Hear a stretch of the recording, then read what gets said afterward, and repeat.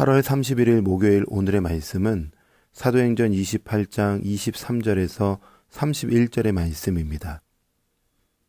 그들이 날짜를 정하고 그가 유숙하는 집에 많이 오니 바울이 아침부터 저녁까지 강론하여 하나님의 나라를 증언하고 모세의 율법과 선지자의 말을 가지고 예수에 대하여 권하더라. 그 말을 믿는 사람도 있고 믿지 아니하는 사람도 있어 서로 맞지 아니하여 흩어질 때에 바울이 한 말로 이르되 성령이 선지자 이사야를 통하여 너희 조상들에게 말씀하신 것이 옳도다. 일러스되 이 백성에게 가서 말하기를 너희가 듣기는 들어도 도무지 깨닫지 못하며 보기는 보아도 도무지 알지 못하는도다. 이 백성들의 마음이 우둔하여져서 그 귀로는 둔하게 듣고 그 눈은 감았으니 이는 눈으로 보고 귀로 듣고 마음으로 깨달아 돌아오면 내가 고쳐줄까 함이라 하였으니 그런즉 하나님의 이 구원이 이방인에게로 보내어진 줄 알라. 그들은 그것을 들으려 하더라. 바울이 온 이태를 자기 셋집에 머물면서 자기에게 오는 사람을 다 영접하고 하나님의 나라를 전파하며 주 예수 그리스도에 관한 모든 것을 담대하게 거침없이 가르치더라. 아멘. 여러분, 오늘로 사도행전의 여정이 끝이 납니다. 이 여정의 끝자락에서 하나님께서는 누가를 통하여 주신 이 사도행전의 말씀이 어떻게 끝이 나는지, 그리고 마지막 본문을 통하여 우리가 얻을 수 있는 교훈은 무엇인지 함께 생각해 보기를 원합니다. 바울은 로마에서 많은 사람들을 만났습니다. 특별히 유대인 중 높은 사람들뿐만 아니라 많은 사람들이 바울에게 찾아왔습니다. 바울은 찾아온 이들에게 선물을 주죠. 어떤 선물을 줄까요? 23절의 말씀에 보니까 그들이 날짜를 정하고 그가 유숙하는 집에 많이 오니 바울이 아침부터 저녁까지 강론하여 하나님의 나라를 증언하고 모세의 율법과 선지자의 말을 가지고 예수에 대하여 권하더라. 아멘.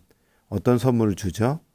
하나님의 나라를 그들에게 전해 주었고 구약의 말씀을 통하여 유대인들이 기다리던 메시아가 바로 예수 그리스도이심을 그들에게 전해 주었습니다. 놀라운 선물을 준 거예요. 바울이 로마에 온 목적에 맞는 결과가 이제 이루어진 것입니다. 사명자의 사명이 그가 선 땅에서 실현되었던 것이죠. 자, 여기서 우리가 함께 생각해 볼 아주 중요한 교훈 한 가지는 상황과 환경이 결코 복음 전파를 가로막을 수 없다라는 것입니다. 여러분, 우리가 복음을 전하는데 이 복음 전파가 안 되는 이유가, 가장 큰 이유가 무엇일까요? 상황과 환경 때문일까요? 그렇지는 않습니다. 가장 큰 이유는 성도, 신자의 중심에 무엇이 가득 차 있는가, 이 문제 때문에 그런 것입니다. 무슨 얘기냐? 보십시오.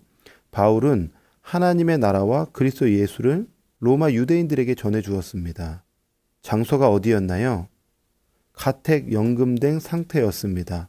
갇혀 있는 상황이죠. 자유가 박탈된 상황이었던 것입니다. 그런데 지금 어떠한 상황이 펼쳐지고 있죠? 갇혀 있지 않는 사람들이, 즉 자유한 사람들이 갇혀 있는 바울에게 찾아와서 복음을 듣고 있는 놀라운 광경이 펼쳐지고 있는 것입니다. 하나님은 생명을 전하고자 하는 자에게 생명을 들을 자들을 붙여주고 있는 것입니다. 오늘 말씀을 묵상하면서 저도 한번 저의 삶을 돌아봤어요. 20대 때에 예수 그리스도를 뜨겁게 만나고 생명의 빚진 마음이 가득 있었습니다. 우리 주님께 어떻게 이 생명의 빚을 갚을 수 있을까 고민하고 기도했습니다. 하나님, 생명의 빚을 어떻게 갚을 수 있을까요? 그때 하나님께서 제 마음에 그런 마음을 주시는 거예요. 생명에 빚졌다면 너도 그 생명을 전해라. 생명을 전해야겠다는 마음이 큰데 저희 주변에는 다 믿는 친구들만 있는 거예요. 그래서 하나님께 또 기도했습니다. 하나님, 영혼을 붙여주십시오. 전도할 용기가 지금은 부족한데 전도 대상자를 저에게 좀 붙여주십시오. 간절한 마음으로 기도했습니다. 그런데 어느 날 믿음의 한 친구랑 길을 걸어가면서 영적인 이야기, 예수님의 이야기를 하면서 길을 걷고 있었습니다. 한참 걷는데 누군가가 저희를 따라오는 거예요. 따라오는 분을 보니까 그분이 갑자기 저에게 이런 말을 거시는 겁니다. 저에게도 두 분이 나누었던 이야기를 좀 들려주세요. 라고 먼저 말을 거는 거예요. 단번에 알았죠. 아, 하나님이 붙여주신 사람이구나. 그래서 그 자리에서 예수 그리스도를 전하고 영접했던 아주 소중한 기억이 제 안에 있습니다. 그때 느끼고 깨달았죠. 아, 내 안에 그리스도가 가득하고 충만하다 보니까 하나님께서는 하나님의 일들을 행하시는구나 라는 것을 경험하게 되었습니다. 우리의 중심에 그리스도가 가득하면 상황과 환경은 결코 우리를 막거나 방해할 수 없는 것입니다. 바울이 그리스도 예수로 충만하자 하나님은 충만한 바울에게 진리의 결핍, 생명의 결핍으로 가득한 사람들을 붙여 주셨다라는 것입니다. 상황과 환경이 우리를 자유케 하고 진리를 선포케 하나요? 아니죠. 진정한 자유자이신 그리스도와 함께하는 자가 자유자요, 그 공간이 자유의 공간, 생명이 넘치는 공간이 되는 것입니다. 바울은 갇혀 있지만 진정한 자유를 소유한 자로서 생명이 없는 자들에게 자유를 선포할 수 있었던 것입니다. 믿음의 성도 여러분, 우리가 오늘도 주목해야 할 것이 무엇이냐? 내 안에 그리스도로 충만한가입니다. 그리스도로 충만하면 그리스도의 놀라운 일들이 오늘도 우리 삶 가운데 펼쳐지게 될 줄 믿습니다. 자, 그렇다면 그리스도로 충만하려면 어떻게 해야 할까요? 두 번째로 주시는 교훈은 이렇게 말씀드리고 싶습니다. 공부하자. 공부하자는 것입니다. 사도행전 마지막 장 마지막 절이 어떻게 끝날까요? 31절에 보니까 하나님의 나라를 전파하며 주 예수 그리스도에 관한 모든 것을 담대하게 거침없이 가르치더라. 아멘. 사도행전의 끝은 전파하며 가르치는 것으로 끝이 납니다. 여러분, 누가 복음을 막힘없이 전파할까요? 누가 복음을 담대하고 거침없이 가르칠까요? 내 안에 전파할 것, 가르칠 것에 대한 내용이 있는 그 사람이 전할 수 있죠. 가득해야 됩니다. 모르면, 없으면 전할 수 없습니다. 가르칠 수 없죠. 바울이 하나님의 나라를 그냥 전했을까요? 구약의 말씀을 통하여 예수가 그리스도이심을 그냥 전할 수 있었을까요? 바울도 열심히 공부했던 것입니다.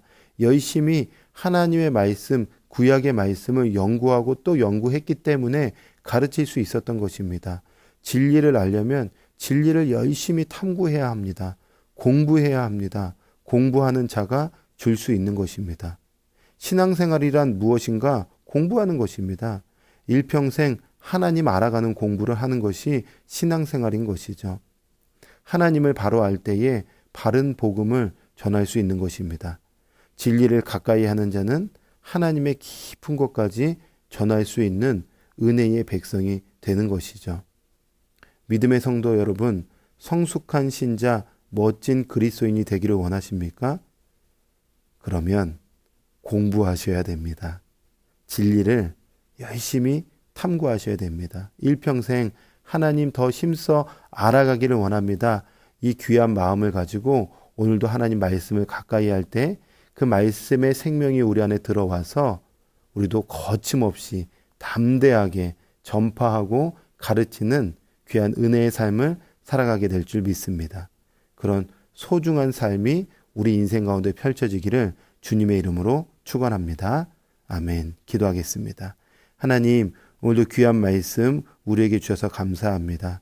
나는 오늘도 그리스도 한 분만으로 충분한가, 충만한가를 점검하게 하여 주시고 오늘도 십자가에서 생명 주신 예수님 온전히 바라보면서 그리스도를 알아가고 그리스도를 담대하게 전하는 소중한 삶이 되게 하여 주시옵소서.